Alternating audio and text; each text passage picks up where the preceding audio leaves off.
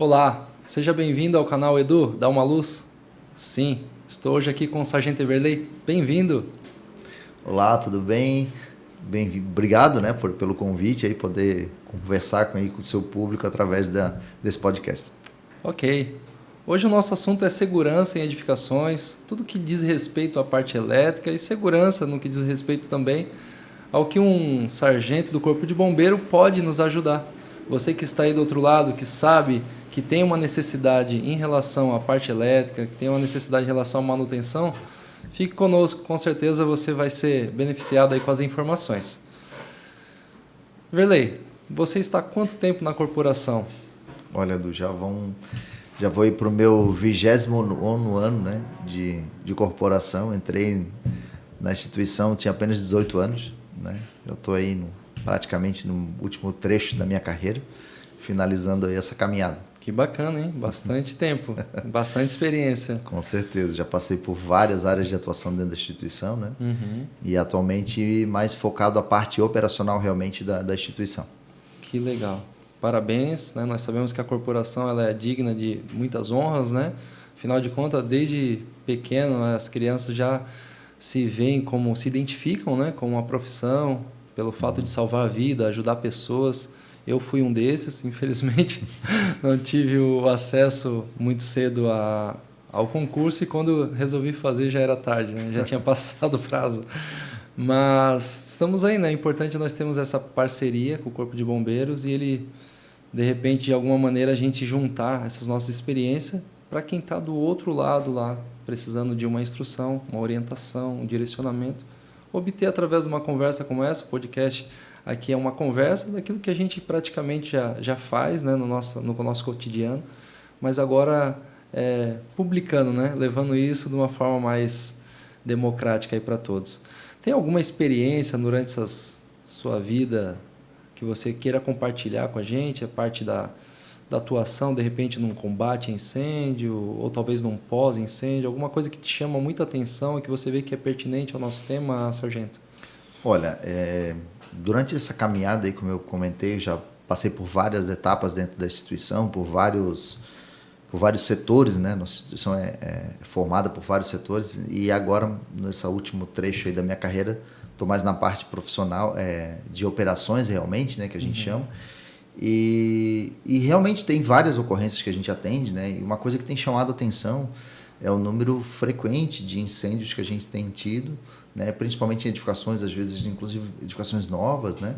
Acabam incendiando e um incêndio dentro de uma edificação verticalizada ele é sempre um ponto de grande preocupação, né? Em função da quantidade de pessoas que residem naquele ambiente, né? De toda a complicação que a gente tem para a atuação dentro de um incêndio como esse, né? Então a gente já atendia incêndios em edificações de pequeno porte, 4 pavimentos, que a gente teve uma moradora que acabou pulando do terceiro andar do prédio em função da preocupação dela que o incêndio chegaria lá, Desespero. né? No desespero. Nós tivemos agora recentemente na cidade de Balneário Camboriú também um incêndio já numa edificação um pouco maior, né? De 8 pavimentos, onde já tinha pessoas na janela com preocupação da fumaça que estava tomando a edificação. Então, incêndios verticalizados realmente é uma grande preocupação, né? E a nossa região também é uma região que conta com diversos centros logísticos, né? Sim. É uma característica da nossa região. Sim, portuária, possuir né? grandes centros logísticos. E incêndio nessas edificações também sempre é um grande complicador para o Corpo de Bombeiro. Demanda um emprego imenso, né, por parte da corporação e muitas vezes a chegada de recursos adicionais de cidades vizinhas para que a gente consiga fazer frente àquele incêndio. Olha, Sargento, nós temos visto aí um crescimento realmente visual e que a gente pode ter noção de quanto que a nossa cidade tem crescido, verticalizada e também com galpões, né? O porto agora, né, novamente funcionando. Todos esses centros logísticos, eles entendem que esse local aqui é bem estratégico e parece que cada vez maiores. São locais que antigamente era pé direito de 10 metros, talvez hoje esteja em 15, 20, não sei se mais. E são muito extensos, né? Eles fazem todos parte de um prédio, apenas uma edificação, né? Sim, e eu acho que quando toma conta o incêndio, ela não tem uma barreira, né? Física. Existe, dependendo do tamanho da edificação, a nossa legislação, as nossas INs, Em alguns casos, elas exigem compartimentação dos galpões, justamente para haver esse controle, né, da propagação de chama. Mas a gente tem que pensar que essa legislação ela vai mudando ao longo dos anos, tentando implementar novos recursos de segurança contra incêndio. Mas existem aquelas edificações que foram construídas lá no passado, que não dispõem de todos esses dispositivos e acabam sendo vítima, num princípio de incêndio, às vezes, toma a edificação por inteiro. E aí se torna mais grave, mais difícil. Muito mais difícil, com muito mais necessidade de recurso adicional, né? Principalmente quantidade de água. Né?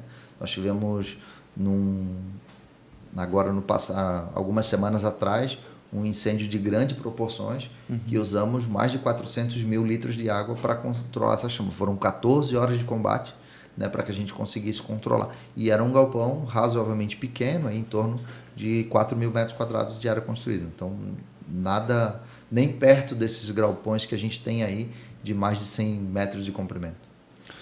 Pois é. Eu me lembro de um caso que foi um incêndio na Sport, né? Foi um incêndio que deu lá atrás, há uns 15 anos atrás, e foi uma logística assim, absurda para os bombeiros, porque era de grande porte também.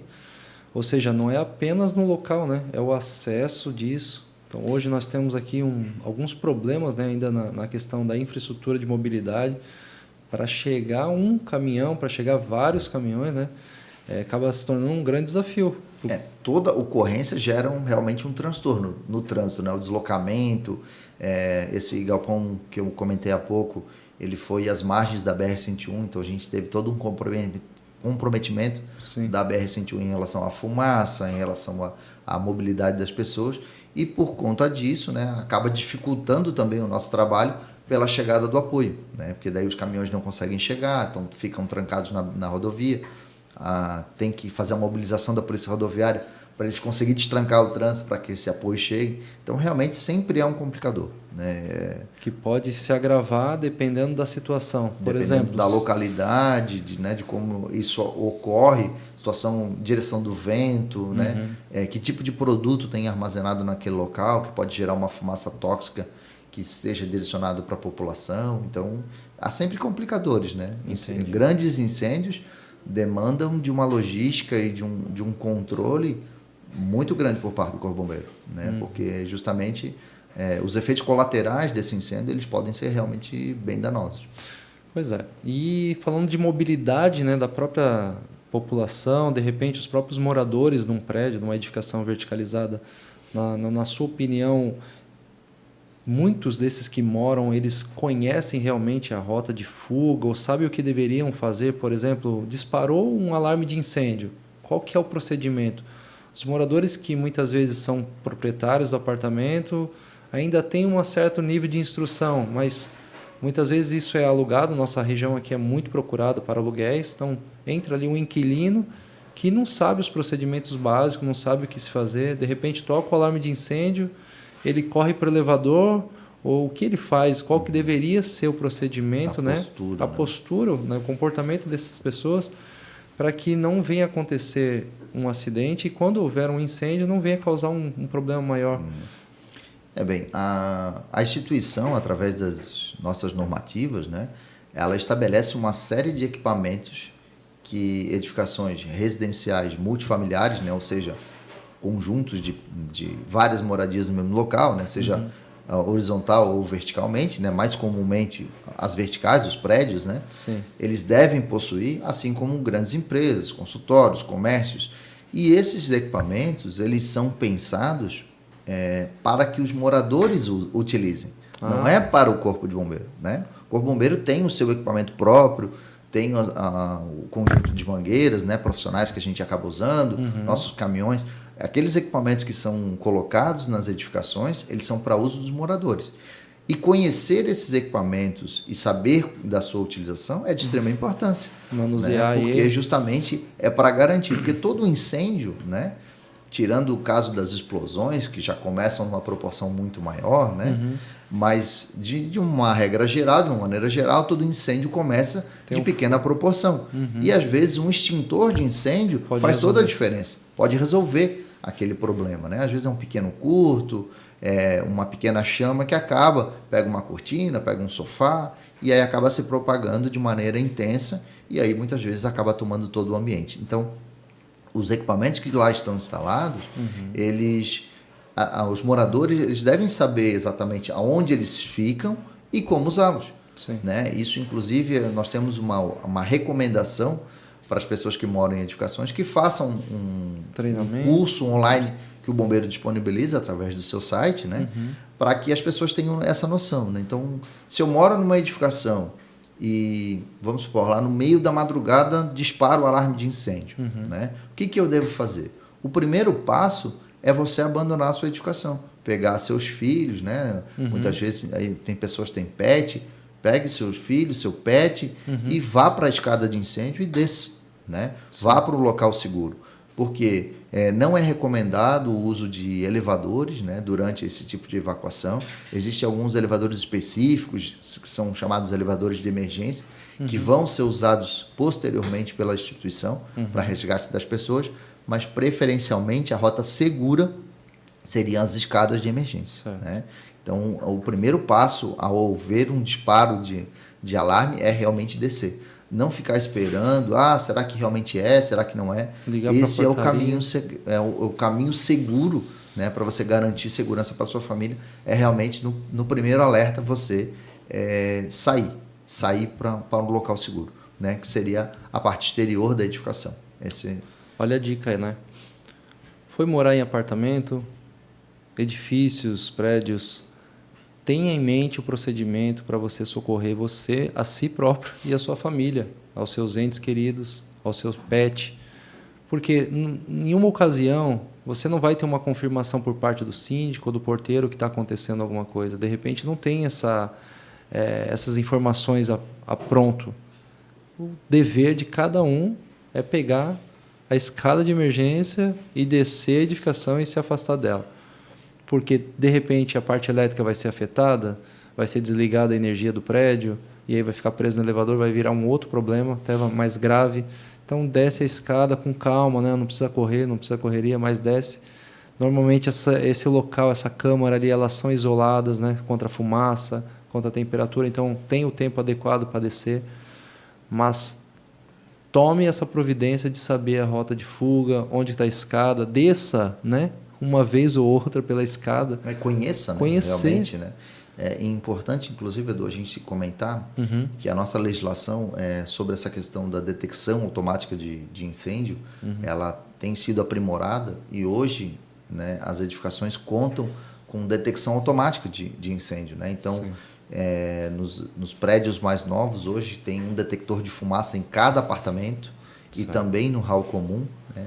Coisa que no passado acabava não acontecendo, né? Existia apenas um acionador manual, ou seja, alguém precisava realmente identificar um foco e fazer o alarme na edificação, coisa que hoje já pode ocorrer de forma automática. Então é importante primeiro saber se a sua edificação é uma edificação mais moderna, ela contempla esses detectores de fumaça, né? Que são uma forma de garantir um acionamento precoce. O primeiro sinal de fumaça já vai ser feito a evacuação, ou se realmente vai ser através dos acionadores, que vai precisar de alguém enxergue essa chama para que então alarme os moradores. Né? Então, isso é uma coisa realmente importante para que você que mora em edificações saiba exatamente que tipo de equipamento você tem no seu prédio. Bacana, muito bom. Nós temos aí uma ideia de que a parte elétrica, a rede elétrica em si, ela tem sempre um viés de que está escondido e não temos muito como saber o que está acontecendo, mas em caso de incêndio vem sempre à tona. Este foi causado por uma sobrecarga na tomada, foi causado por um curto-circuito. Na sua opinião, a parte elétrica ainda tem sido um grande vilão dessas causas de incêndio, sargento? Então, a vida moderna, ela demanda por mais energia constantemente, né? Hoje, dificilmente você vai numa casa que não tenha 2, 3 aparelhos de celulares, né? Ou 2, 3 ar-condicionados, ou 2, 3 ventiladores ligados ao mesmo tempo, né? O uso de máquina de lavar e secar hoje é muito frequente, né? E esse tipo de equipamento geralmente apresentam problemas, né? É comum, infelizmente, a gente pegar incêndios em máquina de lavar roupa, em máquina de secar roupa, em ventiladores, em ar-condicionados, né? Então, é comum, às vezes, o fato gerador ser esses equipamentos elétricos, né? E como todo equipamento, como tudo na vida, precisa de manutenção. E muitas vezes o fato essa rede elétrica estar escondida, as pessoas acabam não percebendo que ela precisa, né? Que ela apresenta sinais. Porque muitas vezes esses sinais seriam o quê? Aquecimento, ou então a queda frequente dos disjuntores, né? Nós temos um padrão hoje nas casas ainda muitos disjuntores daquele modelo americano, né? Que são mais resistentes a realmente fazer o desarme, né? Hoje a gente tem padrões de disjuntores mais sensíveis, né? Que já são facilmente desarmados, mas a gente ainda tem muitos desse padrão americano que são bastante resistentes à queda. Exatamente. Né? Esses disjuntores da normativa NEMA é um disjuntor antigo, né? Disjuntor preto, aquele acrílico forte, né? Esse disjuntor ele tem uma curva de atuação bem diferente desses que a gente tem hoje mais moderno, do padrão da normativa DIN, que por qualquer sensibilidade de aumento de corrente ele desarma. Nós falávamos até antigamente que era aquele disjuntor que nunca cai, né? Tivemos um episódio, vai ficar o link aí para vocês, com o Pedrão, o gerente da Celesc, e nós falamos um pouquinho sobre esse aumento de carga que a pessoa simplesmente vai lá e troca por um disjuntor maior. E isso acaba gerando problemas para si e problemas também na vizinhança. Nesse caso, sargento, eu como engenheiro eletricista, eu tenho percebido que a parte elétrica, por não ser vista, ela não é lembrada. Isso é um fato, né, verídico aí. E as pessoas têm feito pouco caso, não por má intenção, simplesmente por ignorar realmente o risco que tem. A intenção da conversa aqui é justamente lembrar as pessoas que a parte elétrica ela pode ser um causador e, como você falou, que tem um número aumentado aí, né, expressivo, assim, um absurdo de ar-condicionado, de equipamentos elétricos, naturalmente o número também de incidentes nesse setor vai acontecer, né? Acaba acontecendo. Mais Mais pessoas têm acesso a uma grande quantidade de eletrodomésticos, a novos implementos dentro da residência que geram uma demanda maior, né? Que geram um aquecimento dessa fiação elétrica e, por consequência, acabam tendo mais incidência de riscos, né? Eu lembro, não vou falar agora em números para eu não errar, mas eu lembro que existe uma relação entre o conforto e o consumo de energia. E nós vamos sempre buscando um nível maior de conforto natural do ser humano, né? Desde de quando se vive numa caverna até hoje, nós precisamos sempre de algo que vai nos trazer mais conforto. E a questão elétrica ela está muito ligada ao conforto. É um chuveiro de 5.500 watts, que tem pouca quantidade de água. Não, esse chuveiro para mim não está suficiente. Eu vou pegar um que ele tenha mais potência. E coloca um de 6.700 ou 7.500. E isso vai ter um impacto lá na rede elétrica. Porque previamente o projeto considerou um nível só de corrente. Por mais que o engenheiro tenha previsto um aumento, uma sobra de energia, aí, uma sobra de potência, muitas vezes isso é superado rapidamente com esse aumento, né? Tem uma geladeira, a pessoa, eu quero ter uma geladeira e um freezer. Ok, daqui a pouco eu não tinha ar-condicionado na casa, colocou. É o que acontece em condomínios também. Quando vê o disjuntor lá embaixo, ele começa a desarmar. Quando desarma? Porque quando não desarma, pode ocorrer, por exemplo, um aquecimento, um foco sabe de que essa questão de princípios de incêndio no padrão de entrada tem aumentado de maneira assustadora. É mesmo? É muito comum hoje incêndios em padrão de entrada. A partir do poste. A partir já da entrada da pessoa, lá da residência. Coisa que talvez há um tempo atrás eu seria praticamente... assim, foi vários casos que a gente teve registro num curto espaço de tempo. Inclusive, mandamos documentos para a Celesc para que eles analisassem os padrões de entrada, para ver se estavam realmente dentro das normativas da Celesc, né, para que não haja nenhum problema na qualidade desse padrão. Mas, realmente, isso tem acontecido com bastante frequência. A Celesc, quando vai fazer a ligação de um consumidor, ela pede uma lista de equipamentos ali, né, para identificar qual é o tipo e da entrada de energia, se é um monofásico, bifásico, se é um disjuntor de 40, 50 ou maior. E aí, conforme vai passando o tempo, vou precisando de mais um ar-condicionado, mais um chuveiro, mais um freezer, e isso tudo vai sobrecarregando a entrada. O disjuntor, muitas vezes, de casa, ele está superdimensionado, está colocado para cima, vai desligar lá na frente, se desligar, porque muitas vezes pode começar um incêndio. E é justamente, Iverley, sobre essa questão dos incêndios na parte elétrica que o pessoal também não sabe lidar. Então, nós deveríamos ter como se fosse um procedimento como aquele que mora lá no prédio, saída de emergência, saída pela escadaria, para uma pessoa que entrou numa casa, ok, onde que está o disjuntor? Onde que está o quadro de disjuntor? Porque numa ocasião... Saber identificar, né? Sabe identificar. Porque se o incêndio está restrito a dentro da residência, né, ela pode recorrer ao disjuntor realmente lá da parte externa, né? Para que ela faça esse desligamento geral. Mas e quando o incêndio é lá no quadro geral, né? Fica um problema, né? Fica um problema. Porque ela acaba tendo, né, querer fazer o efeito contrário, desligar os disjuntores internos para que essa energia não venha para a sua residência, né? Para que cesse nessa sobrecarga. Para que cesse essa sobrecarga, né? Esse acompanhamento diário, é bom que a gente tenha isso como aquela manutenção preventiva, né? Saber o que está sendo ligado, de repente passar, olhar, sentir, ouvir. Se ouviu algo estranho, sentiu um cheiro, um odor, né, de queimado, é um princípio que aquilo pode já estar acontecendo um aquecimento além do comum. E a gente vê que nesses verões que estão vindo cada vez, né, com temperaturas mais altas, o uso do ar-condicionado ele é fundamental, né? Toda casa tinha um e agora já tem 2, 3. E como nós falávamos aqui antes de iniciar, algumas casas ainda elas foram adaptadas com janelas, com paredes que têm uma otimização dessa climatização. Mas existem lugares que o ar-condicionado fica ligado o tempo que for e ele nunca para. Isso vai gerar uma sobrecarga na rede. Vai gerar uma sobrecarga no circuito do ar-condicionado, no disjuntor.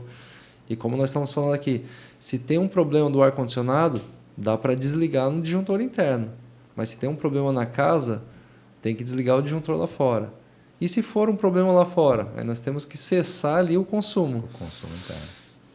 Nem sempre isso vai ser feito pelo corpo de bombeiro. Muitas vezes deveria ser feito, talvez, né, pelo próprio morador ou pelo próprio inquilino, quem está na casa. Exatamente, não precisa ser um especialista. Até para ser mais precoce, né? Essa interrupção. É padrão do Corpo de Bombeiro, né? Na chegada de toda ocorrência de incêndio, o desligamento imediato de toda a energia.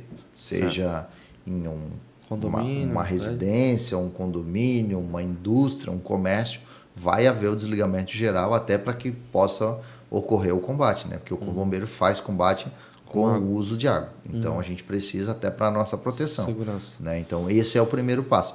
Mas, ao identificar um princípio de incêndio, que o morador já possa realmente fazer esse procedimento, que é um procedimento bastante simples e seguro. Né? O disjuntor ele é feito para que seja desligado de maneira segura. Né?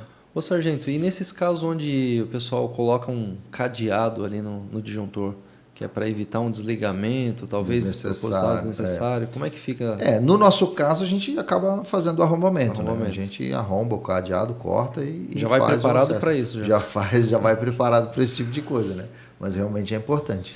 Né? E uma questão hoje da modernidade, né? A gente está falando de modernidade em consumo, mas a gente tem que lembrar que hoje instalações mais modernas elas já dispõem de vários dispositivos que ajudam nessa segurança, né? O próprio dispositivos DRs, né, facilitam muito essa questão da proteção das instalações, né?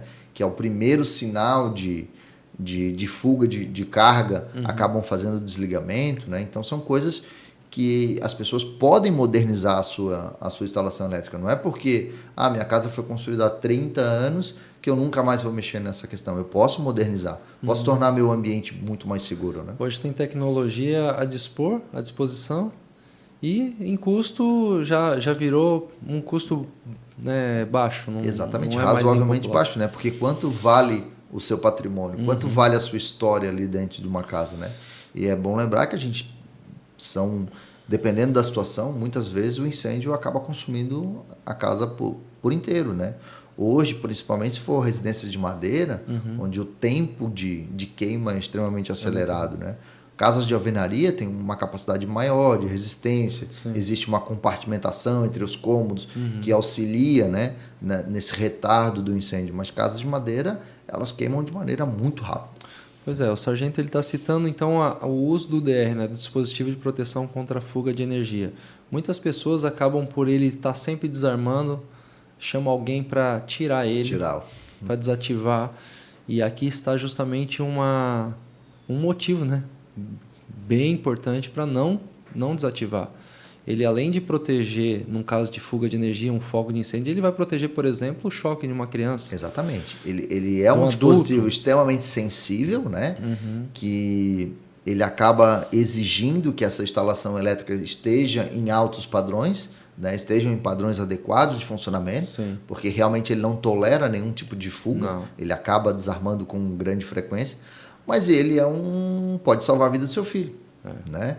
Porque se a criança colocar algum objeto metálico, né, na tomada, seja na fase ou no neutro, que é uma coisa importante da gente comentar, Isso. ela vai desarmar, vai proteger o seu filho. Né? Isso é extremamente importante, né? Porque pode fazer a diferença aí entre a vida e a morte do seu filho. Exatamente. E essa educação com as crianças, ela passa por algumas etapas, né? Uma é a própria apresentação dos riscos, né? E outra é esses itens de segurança, DR, proteção na tomada. Você acha que tem sido feito algum trabalho de educação, sargento, em relação à educação das crianças, tanto por parte dos próprios responsáveis, como pela escola, corpo, talvez a instituição mesmo tenha algum programa para as crianças? Existe, assim, hoje o acesso à informação está muito rápido, né, Edu? A gente tem meios aí de propagação de conhecimento de maneira extremamente acelerada, o que não acontecia lá no passado, né?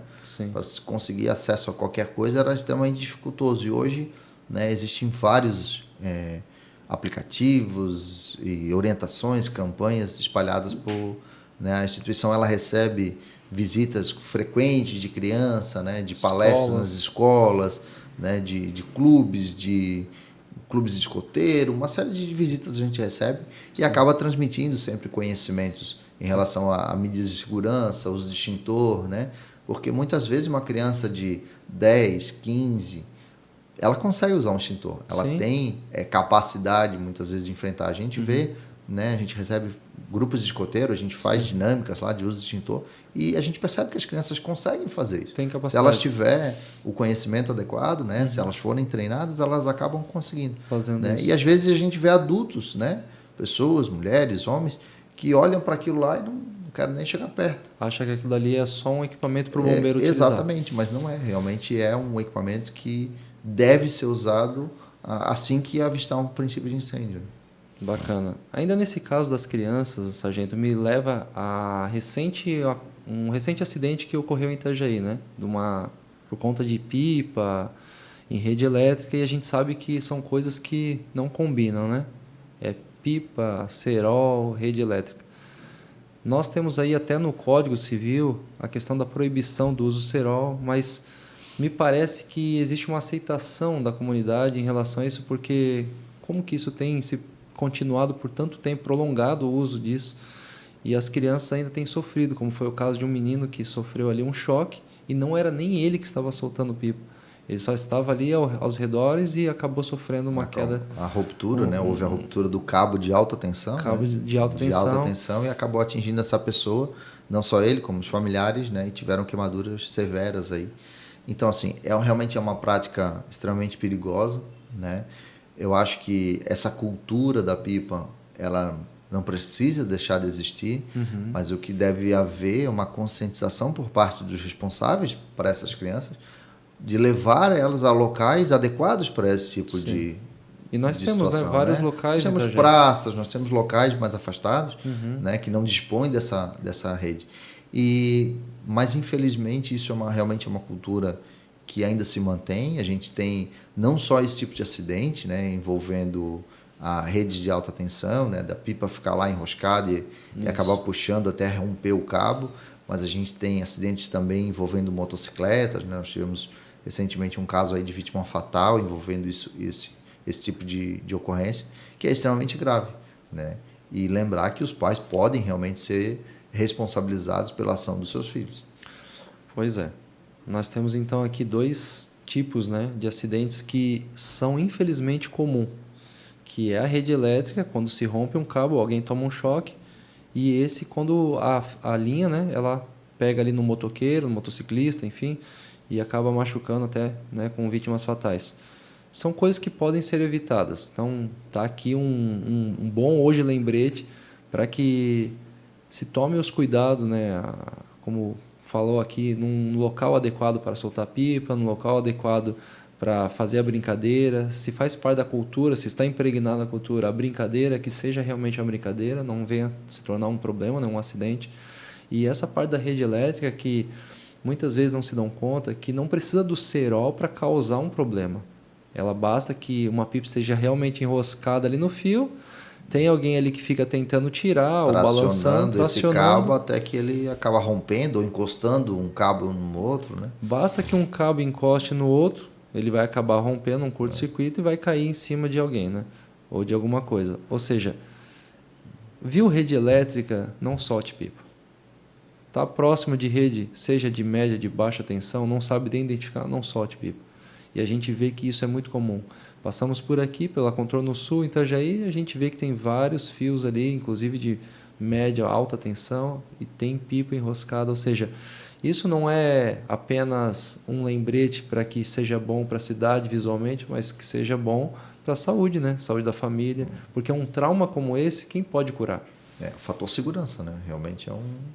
E a energia elétrica, né? A gente tem que lembrar que muitas vezes um cabo no chão pode representar que ele está desativado, mas ele pode estar energizado, né? Exatamente. Então, também ter esse cuidado, né, de não se aproximar de cabos que estejam na via, porque realmente pode não dar sinal que aquele cabo está energizado, né? Bem lembrado, a rede elétrica ela tem essa grande característica que ela pode estar energizada, como Exatamente. pode estar viva ou morta, e nós ali sabemos que tem essa possibilidade, não tem como testar.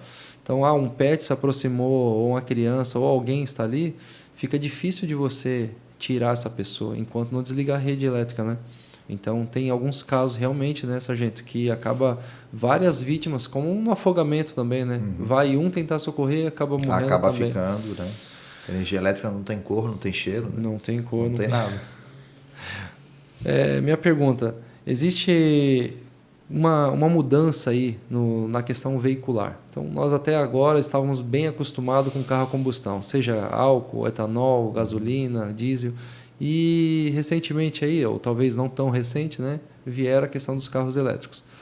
Carros que precisam ser abastecidos.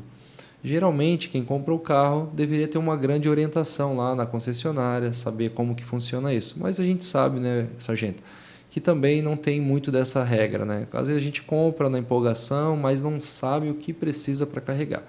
Por exemplo, nós aqui, parte da engenharia elétrica, recebe dezenas de casos de pessoas que compraram seu veículo e não sabe onde devem carregar esse veículo, como deve carregar. E a gente faz justamente vídeos como este para fazer a orientação, né? Alguns utilizam, por exemplo, aquele carregador portátil emergencial como sendo o seu principal meio de carregar. Alguns não sabem que aquilo ali é apenas emergencial e continuam a utilizar. Outros instalam estações. Mas quando se trata, por exemplo, de condomínios, nós chegamos em alguns dilemas aí. Pode ou não pode? Por que não pode se tem uma tomada do lado da minha garagem? Será que não basta apenas conectar ali, colocar um medidor e eu sabe o meu consumo? Eu sei que ainda não existe uma normativa por parte do Corpo de Bombeiro. Não é o nosso caso aqui a gente discutir em relação ao que é certo ou errado, mas a recomendação, como vocês estão dentro, né, desse contexto de segurança, o que vocês podem recomendar, além do fato do profissional ter a responsabilidade sobre a instalação? Da parte de vocês, o que vocês dariam um recado assim, para o síndico que assiste, para um administrador de condomínio? Assim, Edu, o que eu poderia, né, como você mesmo comentou, não existe ainda uma regulamentação na instituição sobre os carregadores, né, locais, porque assim, a gente tem que pensar que são dois pontos bastante importantes. A capacidade da rede elétrica suportar essa estação de carregamento e o local onde essa estação vai ser instalada, né? Certamente, quando a instituição normatizar isso, são pontos que ela vai tratar, né? Porque, vamos supor, se eu instalar uma estação de carregamento no subsolo de um prédio, eu corro muito mais risco do que se eu instalar no ambiente externo da edificação. Certo. Né? Se eu instalo no ambiente externo, local que eu tenho um afastamento de demais locais, né, de central de gás, de entrada e tudo mais, eu tenho mais segurança para essa operação.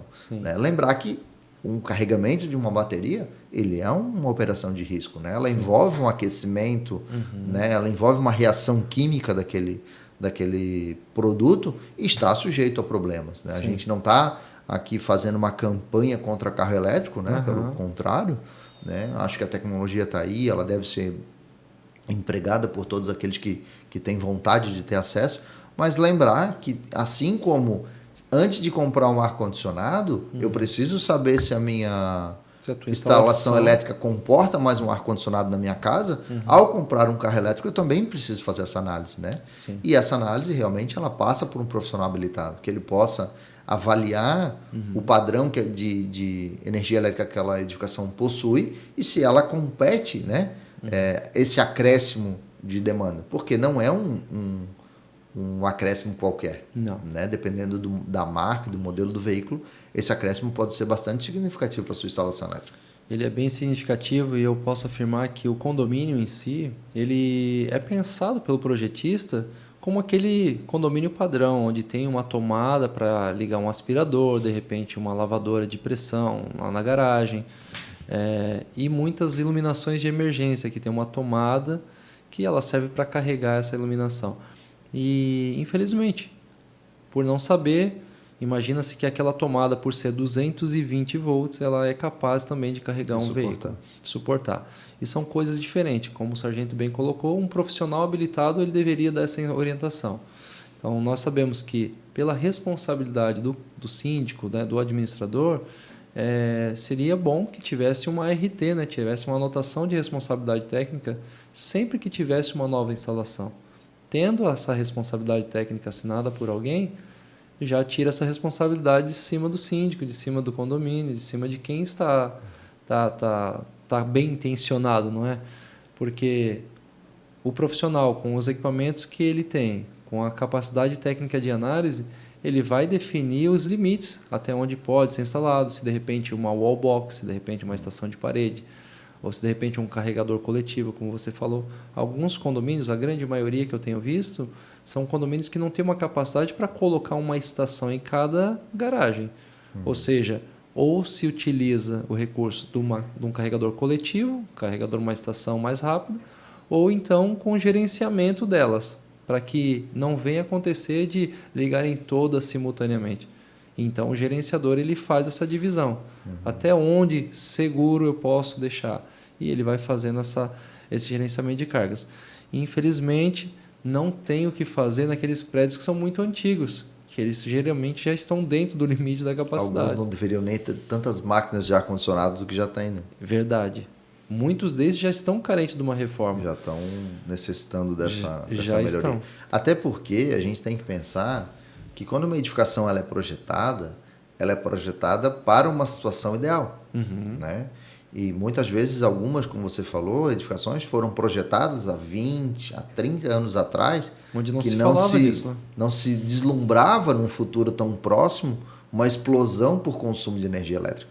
Né? E aquele profissional que projetou aquela edificação, certamente ele não deu uma folga dessa envergadura, né? A parte de dimensionamento elétrico da edificação. Verdade. Hoje, por exemplo, o pessoal me fala assim: olha, Edu, eu estou com uma situação seguinte, ó, eu tenho um chuveiro no meu apartamento que eu não uso. Ou seja, o meu chuveiro ele é 7.500 watts, eu vou tirar ele e vou colocar essa tomada aqui, um fio que chega até a minha garagem e atenda a minha wallbox, que é de 7.000 watts. E analisando esse ponto, até que faz um certo sentido, você não vai usar 7.500 watts no apartamento e vai usar na garagem. Mas aí tem um porém, o chuveiro se utiliza lá, é um cálculo que se faz 15 minutos por pessoa, 10 minutos por pessoa no dia. Se tem 4 pessoas, 1 hora ele ligado durante o dia. Esse é o cálculo, 7.000 watts, 7 kW por dia. No carro elétrico, aquele abastecimento ele demora 6, 8 horas, 10 horas. Todo esse tempo ele vai consumir os 7.000 watts. Ou seja, aquilo que foi projetado lá atrás para um chuveiro, ele por mais que tenha a mesma potência, ele não vai poder ser utilizado para uma estação de recarga. Sem contar ali a questão da distância, né? Sem contar a queda de tensão dessa distância, sem contar por onde que está passando esse fio. Cada vez que um fio ele encontra com outro cabo, né? Um cabo se encontra com outro cabo, vão passar juntos numa mangueira, vão passar juntos num tubo ou numa calha, ele acaba perdendo a capacidade. Eu acho que são poucas coisas, né, que quem não é projetista tem essa visão, não tem esse conhecimento. Mas esse cabo aqui ele suporta, esse cabo aqui é o recomendado, mas se ele já está com vários cabos trabalhando junto com ele, ele já perdeu a capacidade. E isso tudo quem deve fazer é alguém que conhece.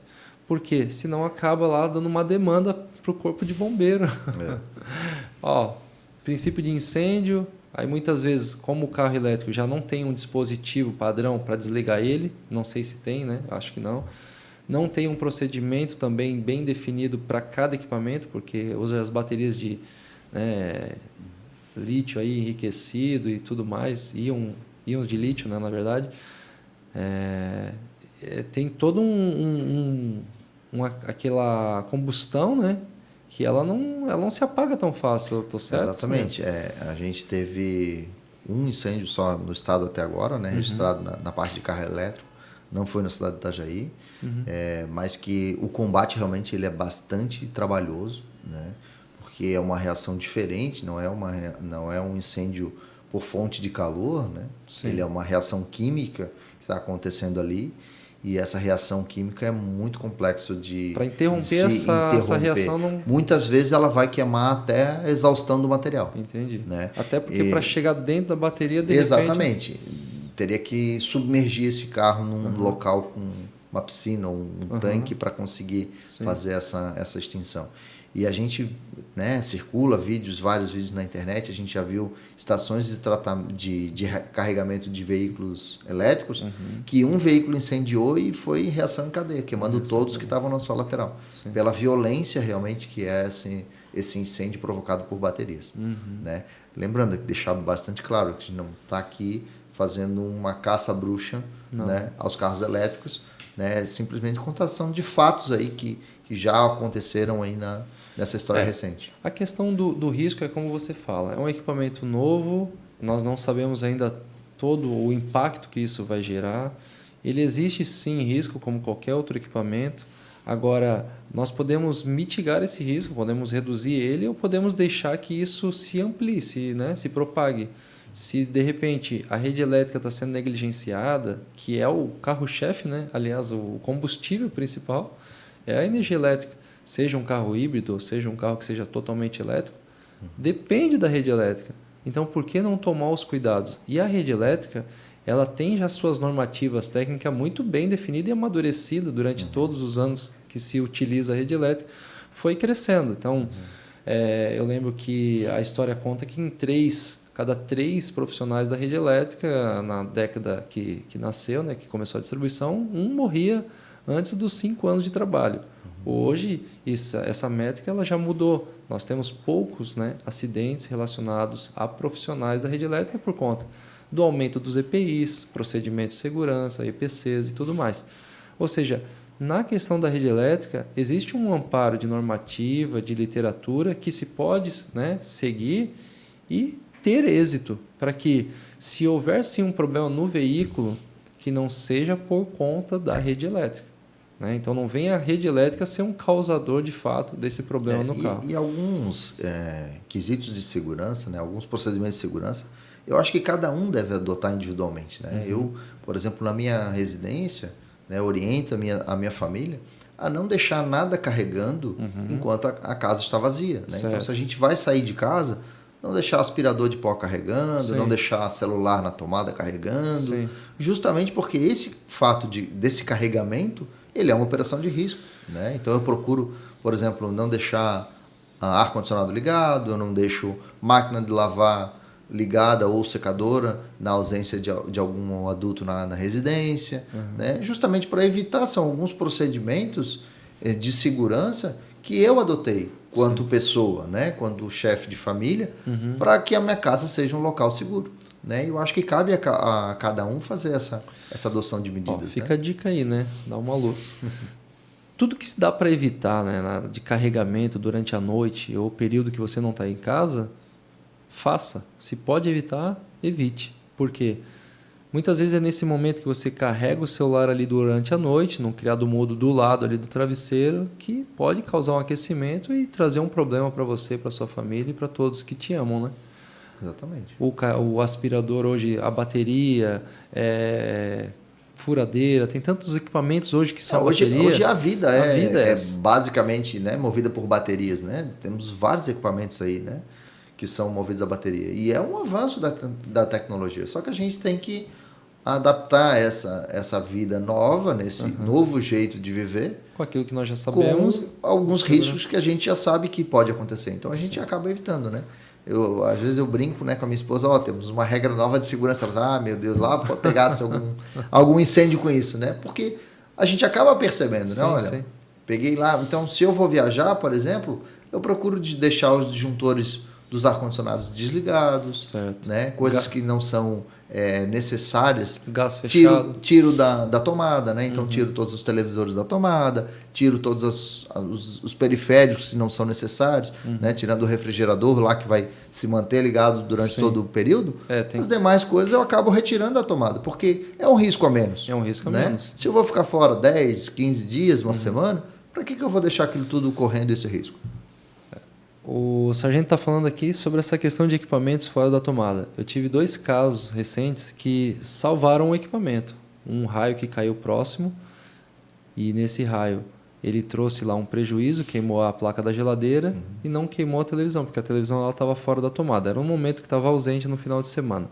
E eu me lembro agora de alguns anos atrás, um freezer daqueles modelos bem antigos pegou fogo e o pessoal não estava em casa no momento.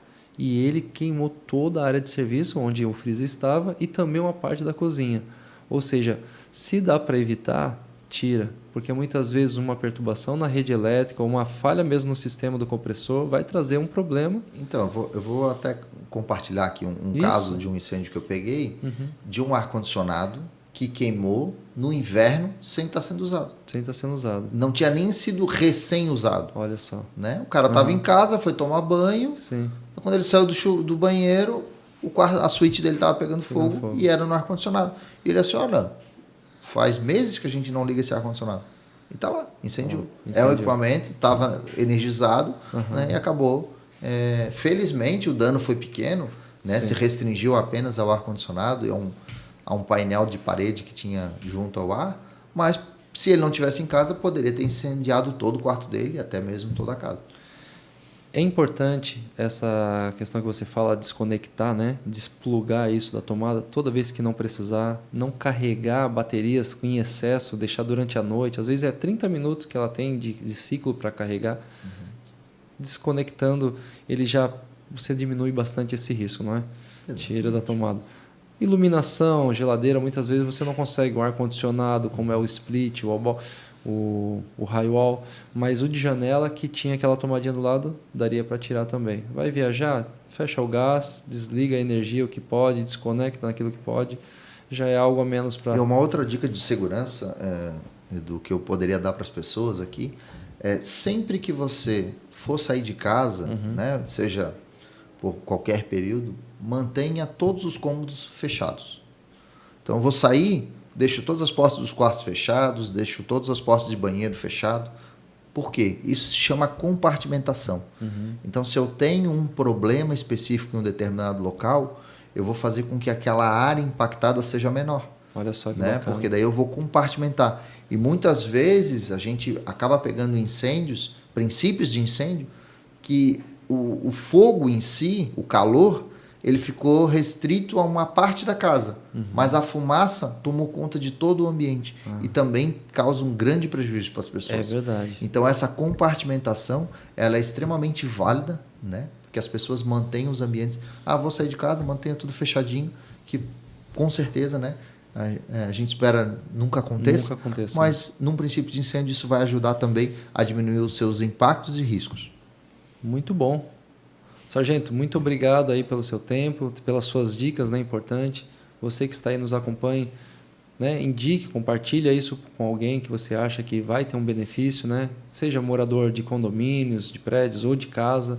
Tudo que nós falamos aqui é para o bem realmente da sociedade, é para nós evitarmos ao máximo ver o caminhão de bombeiro tendo que se deslocar aí pedindo passagem por conta de uma negligência, de uma imprudência. A gente sabe que muitos dos problemas, eu imagino que lá seja assim, poderiam ser evitados se tivesse um bom cuidado. A manutenção preventiva, a troca de equipamentos, a manutenção corretiva feita da forma correta, a manutenção ou o laudo feito por um profissional vai evitar que vocês tenham, né, problemas, e muitas vezes são problemas que salvam vidas, né? Evitando, salvariam vidas, não é, Sargento? Infelizmente, né, o nosso trabalho é de enfrentamento a problemas, né? Então, sempre que esse caminhão está em deslocamento, é alguém que está em apuro, né, que precisa da nossa ajuda. Então, a gente sempre fala que um bom plantão é aquele que ninguém precisou da gente, né, que a gente possa apenas ficar de sobreaviso lá, para que ninguém, né, foi afetado ou impactado por qualquer coisa. É o mesmo princípio que nós usamos para manutenção, né? Nós queremos fazer sempre uma manutenção preventiva, que é aquela que nós sabemos que precisa ser feita. Mas assim, não deixar ninguém sem energia por conta de uma manutenção corretiva, aquele me socorre porque o prédio agora está desligado ou deu um problema, caiu um disjuntor. Trabalhar preventivamente é mais barato. Prevenção é a chave de tudo, pode ter certeza. Obrigado, Sargento, mais uma vez. Eu que agradeço aí a oportunidade, né, o espaço aí para poder falar com as pessoas. Obrigado. Mais uma vez, obrigado. Valeu.